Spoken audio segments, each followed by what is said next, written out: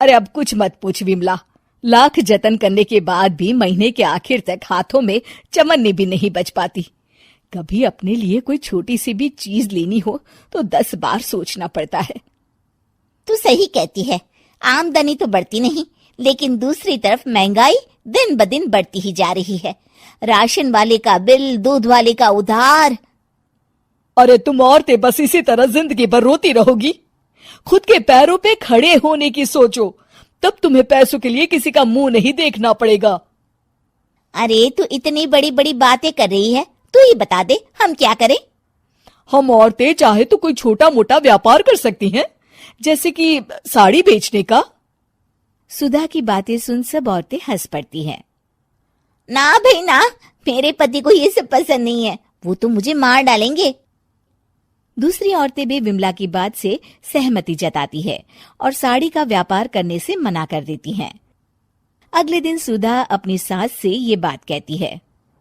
बस अब यही काम रह गया था, सारा दिन यही सब सोचती रहती हो। अरे बढ़िया आई साड़ी बेचने वाली। तभी वहां सुधा का पति विवेक आता है। अपनी माँ की बात काटते हुए कहता है, अरे माँ, सुधा ठीक ही तो कह रही है। अगर ये साड़ियों का व्यापार करना चाहती है तो इसमें क्या गलत है। मुझे तो सुधा की बात पसंद आई। अरे मजाक है क्या व्यापार करना? अच्छे अच्छों की खटिया खड़ी हो जाती है। मैंने दुनिया देखी है। बेटा तुम लोग ज्यादा हवा में मत उड़ो, और फिर साड़ियाँ खरीदने के लिए पैसे कहाँ से लाएगा? तुम उसकी चिंता मत करो माँ, मैं देख लूंगा। अगले दिन विवेक अपने एक दोस्त से कुछ पैसे उधार लेकर साड़ी के कारखाने से बहुत सारी साड़ियाँ खरीद लाता है। ये लो सुधा, तुम्हारा ऑनलाइन अकाउंट बन गया है। अब लोग घर बैठे तुमसे साड़ियाँ खरीद सकते हैं। ये तो बहुत अच्छी बात है। हाँ, और इतना ही नहीं, मैंने इसमें सभी नई डिजाइन की साड़ियों की फोटो भी अपलोड कर दी है। अब बस तुम देखती जाओ। कुछ दिनों के बाद, नमस्ते, मुझे सुधा जी से मिलना है। ओहो, तू कौन है और मेरी बहू से तुझे क्या काम है? माँ जी, मैं सुधा जी से साड़ियाँ खरीदने आया हूँ। अरे बड़ा बेवकूफ है तू, इतना बड़ा मीना बाजार छोड़कर यहाँ साड़ी खरीदने आया है। तेरा ऊपर का कोई पेच ढीला है क्या? अरे माँ जी, आप नहीं जानती, आजकल ऑनलाइन का जमाना है, समय और पैसे दोनों की बचत होती है। तभी वहां सुधा आ जाती है। सुधा बिरजू को साड़ियाँ दिखाती है। क्या बात है सुधा बहन जी, आपके पास तो बहुत ही सुंदर सुंदर साड़ियाँ हैं। एक काम करिए, ये वाली दे दीजिए और ये वाली भी। छोड़िए, एक काम करिए, ये सभी ही दे दीजिए। सुधा की सास हैरान रह जाती है।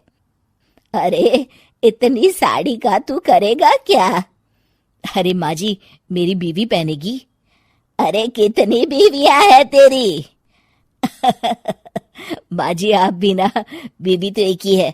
पहले तो मैं 2-4 साड़ियाँ लेने आया था, लेकिन अब पूरी 20 साड़ियाँ ले जा रहा हूँ। ये लीजिए सुधा बहन जी, आपके पैसे, चलता हूँ। धीरे धीरे सुधा के द्वारा घर में खोली गई छोटी सी दुकान चल पड़ती है और देखते ही देखते सुधा के घर ग्राहकों की लाइन लग जाती है। पैसों की आमदनी देख सुधा की सास की आंखें फटी की फटी रह जाती है। जा बहू, अब तू थोड़ा आराम कर ले, इन लोगों को मैं साड़ियाँ दिखा देती हूँ। माँ जी आप? अरे हाँ हाँ, अब जा भी। इस तरह सुधा की सास भी उसके कारोबार में हाथ बटाने लगती है। देखो सुधा, तुम्हारा व्यापार तो चल पड़ा। पिछले कुछ महीनों में इतनी कमाई हुई है कि तुम्हें यकीन नहीं होगा। सच? हाँ, और तुम्हें पता है माँ, दोस्त से लिया हुआ उधार भी चुकता करके अच्छे खासे पैसों की बचत भी हो गई है। सुधा की सास अपनी बहू और बेटी की कामयाबी पर बड़ा खुश होती है। बहू की तरक्की देख के मैं बहुत खुश हूँ बेटा। तूने साबित कर दिया कि अगर पति का सपोर्ट मिले तो पत्नी कुछ भी कर सकती है। जी माँ जी, आपने बिल्कुल सही कहा।